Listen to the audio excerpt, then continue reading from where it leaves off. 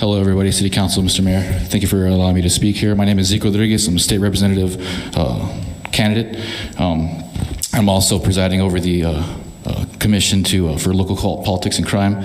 And yeah, it seems like this is a much more complicated issue than just somewhat punishing the landlords. I do know I have some person that I know downtown that during the lockdowns they were renting out to somebody that wasn't able to pay their rent. They didn't get any government support or anything, so they went about a year without paying the rent. But the person who owned the property owned their own house, and they owned that property across the street. And if they weren't going to pay their rent, they were going to lose that house completely. They were going to have to foreclose on it.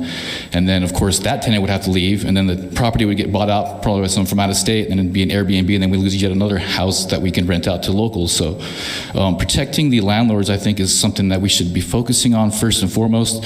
Constitutionally, it does violate the 5th and 14th Amendment rights, due process, because the government doesn't have any right to utilize a public or a private property unless they get compensated. And if you're dictating what they can or can't charge for a deposit, that's essentially them utilizing that private property. So I would be leery about doing something of this caliber without looking at the constitutional ramifications first.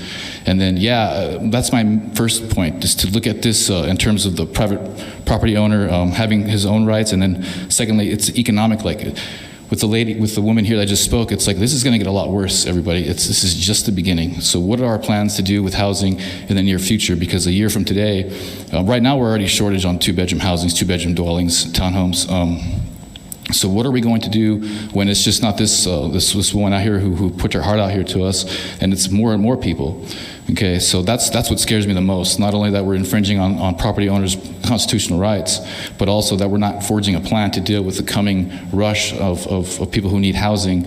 It's already dire. We all know somebody. I get called every week to find a 2-bedroom apartment for somebody, find a home for somebody, because I am in realty as well. So I just see what's coming, and I hope that the City Council and that the community at large will hear me out and know that this is going to get tremendously worse, and that one person up here putting their heart out is going to be something of the past, and it's going to be more and more and more people. Thank you all for listening.